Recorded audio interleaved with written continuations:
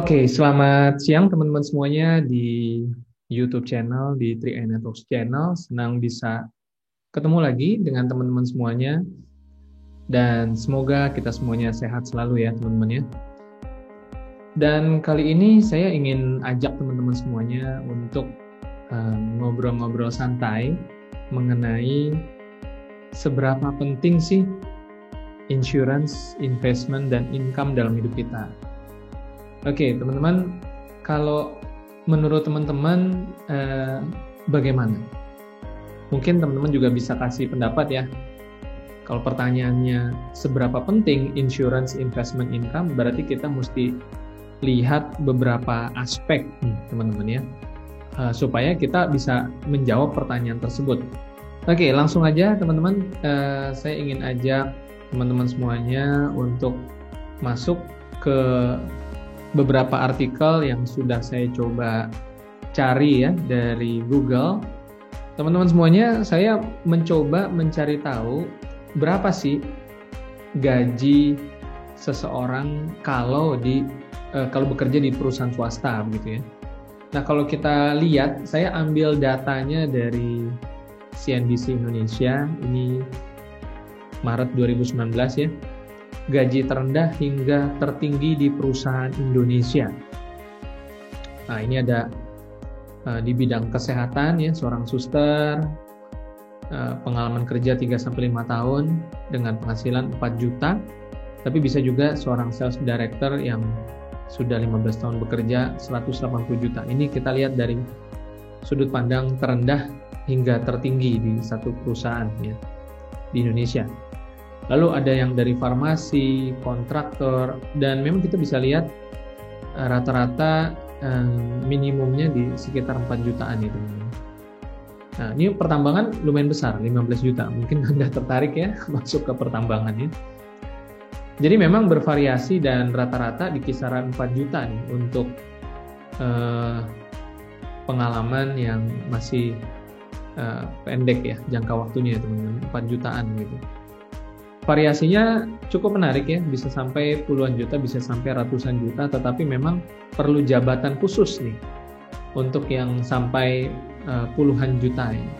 Nah, pertanyaannya, teman-teman ada di wilayah mana untuk penghasilan yang teman-teman dapatkan sekarang? Karena kita lagi ingin bicara tentang seberapa penting insurance, investment, dan income. Ya. Lalu kalau kita lihat juga, kita akan coba membandingkan, ini saya ambil dari kompas.com dari tahun 2020 ya, bulan 3 yang lalu ya. Kalau kita bandingkan upah minimum pekerja swasta versus gaji PNS, teman-teman bisa kita cek sama-sama di sini ya. Nah, ini dia. Jika dibandingkan upah minimum lebih besar mana dibandingkan gaji PNS dengan mengecualikan tunjangannya. Nah, pada tahun 2020 di DKI Jakarta, upah minimum provinsinya yaitu 4,2 juta. Lalu di Papua 3,5 juta, di Sulawesi Utara 3 jutaan ya, Bangka Belitung juga sama. Dan lalu ada juga beberapa upah minimum terendahnya di daerah Pulau Jawa sekitar 1 jutaan. Oke. Nah, sedangkan kalau kita lihat gaji PNS, nah ini dia ya, ada beberapa tingkatan ya, mulai dari 2 jutaan sampai 5 jutaan. Nah, kalau teman-teman ada di area pekerjaan tersebut, teman-teman juga boleh mungkin tuliskan di komentar di tempat kerja teman-teman, berapa penghasilan seorang pegawai yang sudah bekerja 5 tahun, 10 tahun. Mungkin teman-teman bisa coba cek di tempat kerjanya masing-masing ya, untuk mensurvei kalau sudah bekerja 5 tahun, 10 tahun, 15 tahun itu penghasilannya berapa. Ya, mungkin bisa cek dari para senior nih, teman-teman kerja senior yang sudah lebih lama di sana. Nah, dari situ kita akan bisa sama-sama menghitung apakah penghasilan yang kita dapatkan cukup atau sebaiknya kita tingkatkan lagi, dan bagaimana caranya kita bisa punya penghasilan yang lebih besar, itu pertanyaannya. Oke, sebelum ke sana kita akan sama-sama cek lagi artikel berikut ini ya teman-teman. Kita akan coba masuk ke artikel berikutnya, yaitu tentang pelaporan kematian penduduk DKI Jakarta bulan Januari sampai September tahun 2019. Ini dari statistik Jakarta ya, ini dari situs pemerintah teman-teman ya. Tujuannya apa? Karena kita mau sama-sama menjawab nih, seberapa penting insurance, investment, dan income. Kalau tadi kita bicara tentang berapa sih penghasilan rata-rata di Indonesia begitu ya. Kemudian kita juga kita perlu melihat angka data-data dari pelaporan kematian ini untuk membantu mengingatkan kita bahwa satu hal yang pasti di dalam sebuah kehidupan adalah kematian. Kematian adalah sesuatu yang pasti. Yang tidak pasti adalah kapannya. Jadi cepat atau lambat semua orang pasti akan mengalami status kematian ini, teman-teman. Dan kalau kita buka data dari Jakarta Barat saja, kalau kita hitung di sini ya, saya akan bantu buka kalkulator. Angka penduduknya 2.590.000. Teman-teman juga boleh hitung sama-sama ya. Lalu kalau kita kali dengan 0,36%, ini adalah ini ya, persentase kematian ya. 0,36%. Angkanya mencapai 9.324. Dan kalau kita lihat ini Januari hingga September, teman-teman. Berarti 9 bulan ya. Nah, kita 2 juta sekian dikali 0,36% adalah 9.324. Kalau kita bagi dengan 9, maka akan ketemu angka rata-rata kematian per bulannya mencapai 1.036 orang. Ini hanya terjadi di Jakarta, belum termasuk hitungan yang lain. Kalau kita bagi lagi dengan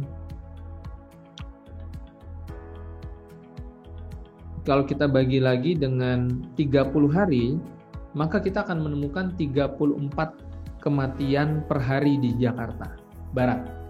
Ini data statistik tahun 2019 yang diambil dari statistik.jakarta.go.id ya, teman-teman bisa buka sendiri. Yang mau saya sampaikan kepada teman-teman semuanya adalah bahwa siapapun, dimanapun, kapanpun bisa terjadi resiko tutup usia. Ini sesuatu yang cepat atau lambat pasti akan terjadi. Tetapi dengan kepastian yang pasti akan dialami oleh semua orang ini, apakah semua orang sudah menyiapkan persiapan? Karena ketika terjadi resiko tutup usia itu tentu ada resiko lain yang menyusul, yaitu resiko ekonomi. Contohnya biaya pemakaman, biaya penguburan, lalu bagaimana kelanjutan biaya pendidikan dari anak yang ditinggalkan, lalu juga rencana-rencana lainnya yang mungkin perlu dipersiapkan juga agar anggota keluarga yang ditinggalkan, yang masih hidup, mereka bisa melanjutkan kehidupan mereka lebih tanpa terbebani terlalu banyak. Karena ketika seseorang meninggal kan sudah menciptakan duka cita ya dari kepada keluarganya begitu. Dan tentunya kalau bisa dibantu agar biaya-biaya hidupnya juga bisa lebih tersiapkan, pasti ini akan sangat-sangat membantu sekali. Nah, itulah sebenarnya gunanya asuransi jiwa, teman-teman. Dan kita juga akan lihat di sini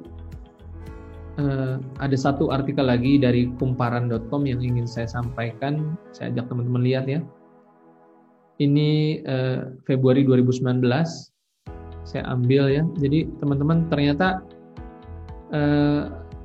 biaya pemakaman atau penguburan juga tidak cukup murah ya, cukup menguras isi kantong gitu.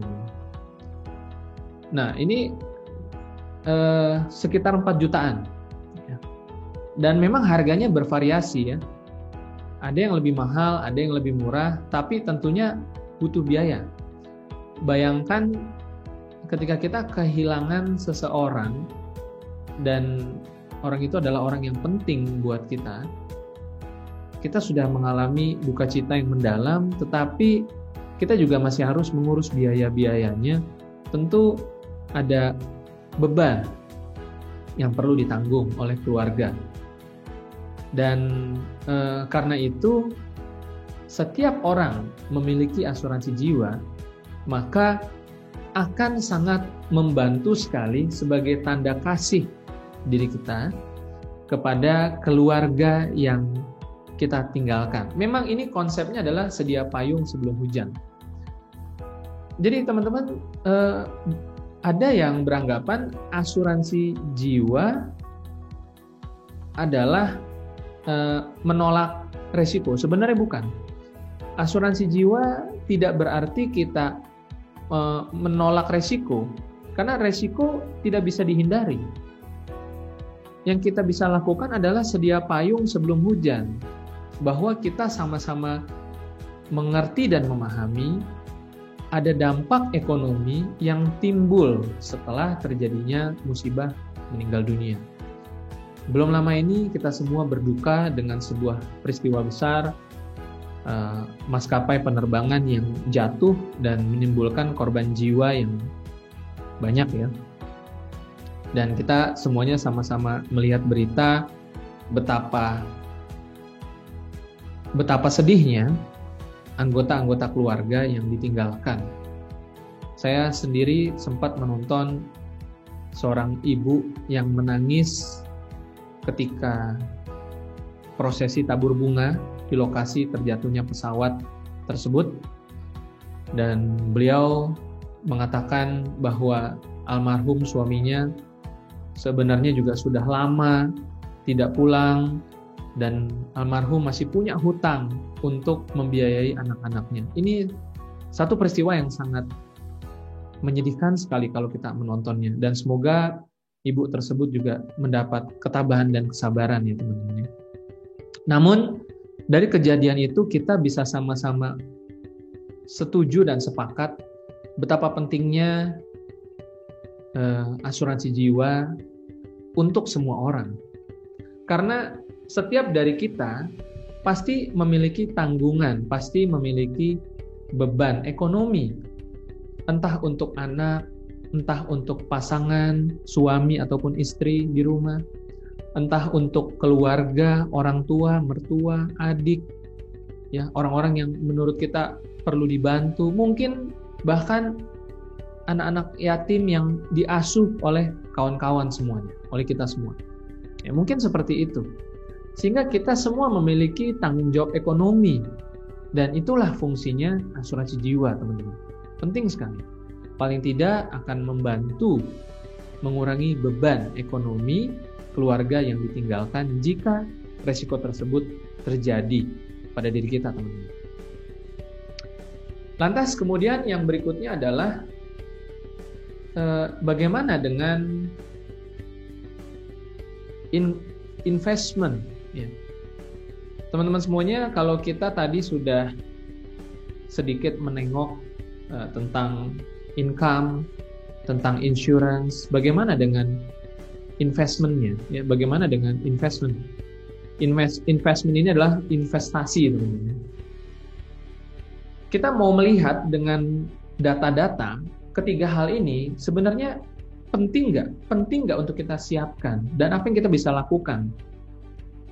Oke, saya akan ajak teman-teman masuk kembali ke artikel yang sudah saya siapkan tentang yang namanya biaya pendidikan.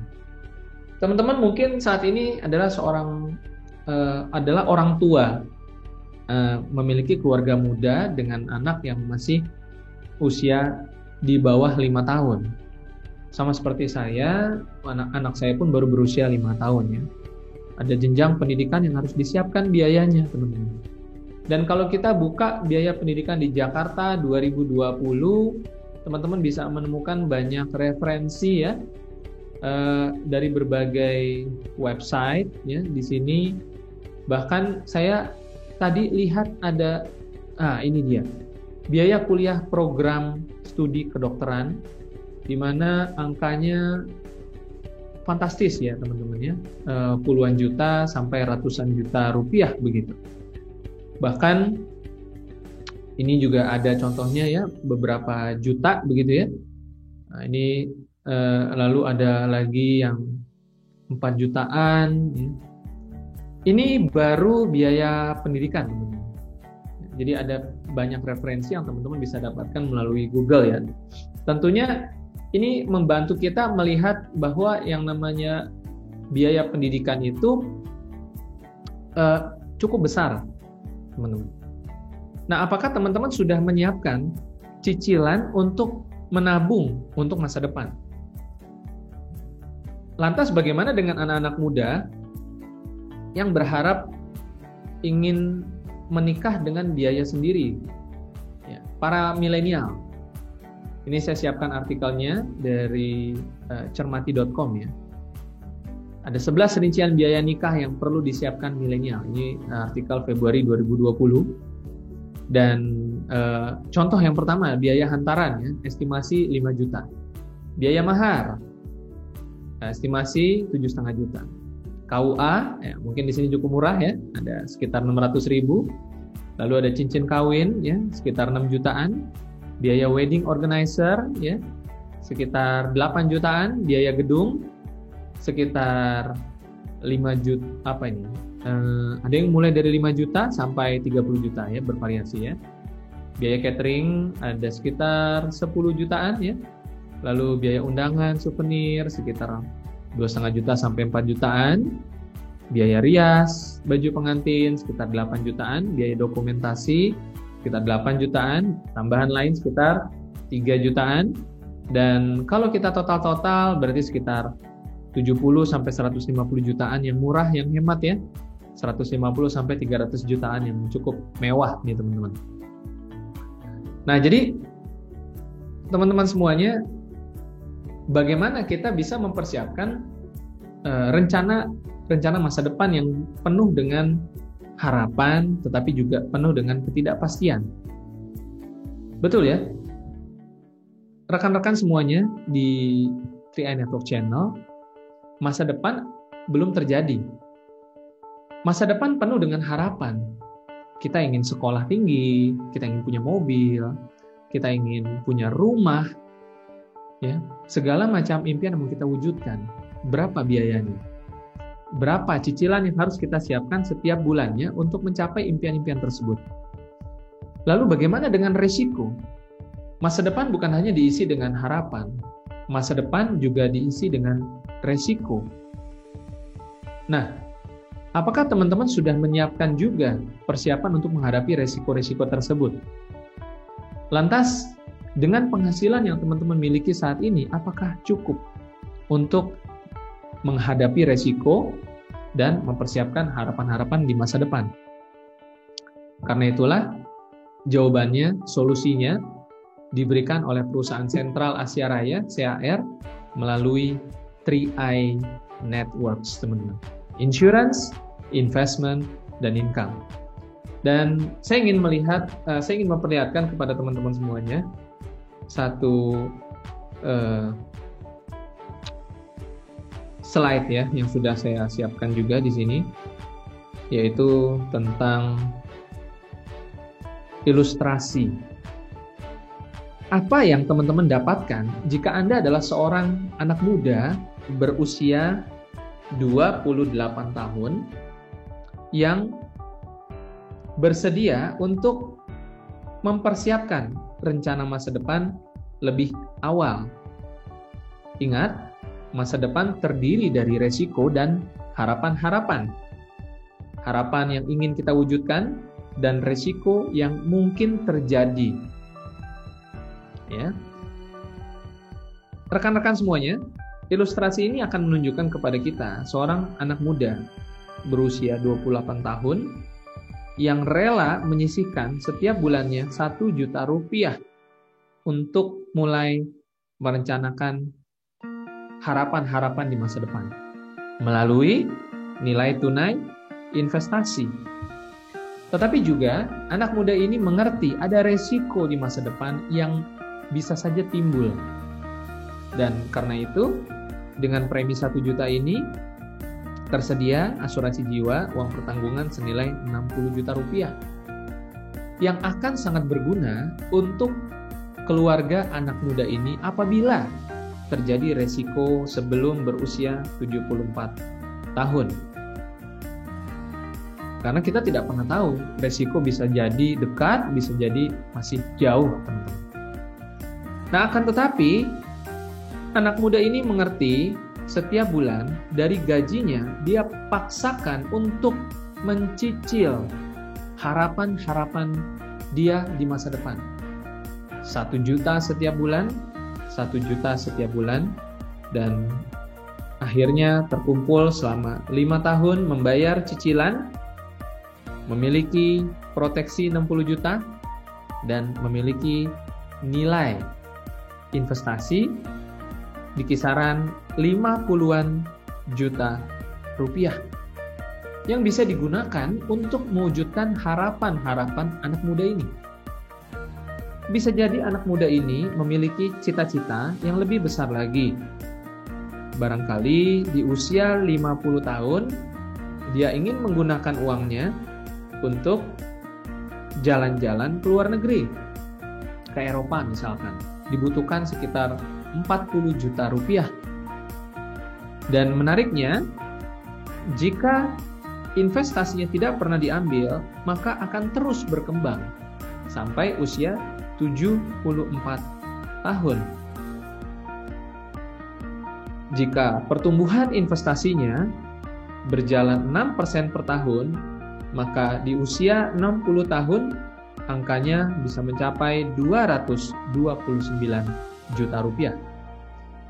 Dan apabila investasinya bergerak 14% per tahun, angkanya bisa mencapai 2,4 miliar rupiah.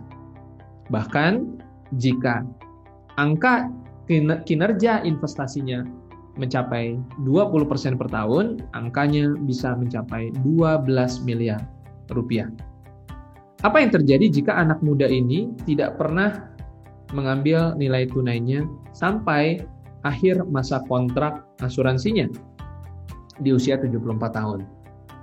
Maka anak muda tadi sudah menyiapkan sebuah nilai tunai pensiun di masa tuanya nanti.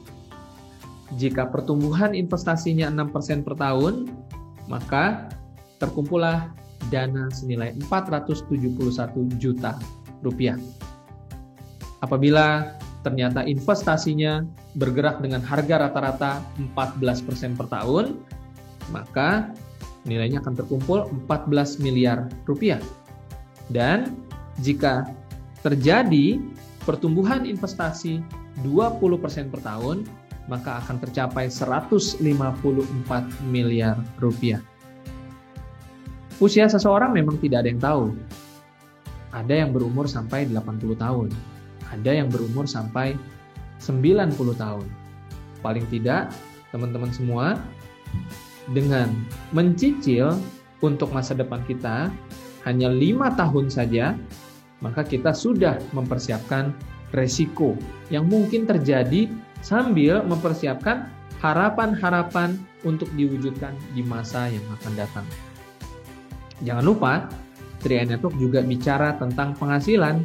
Jika teman-teman bisa mengajak sanak saudara, tetangga, teman-temannya, mungkin di media sosial, untuk turut bergabung di program ini, maka teman-teman pun akan mendapatkan penghasilan tambahan setiap bulannya sebagai agen resmi berlisensi AAJI.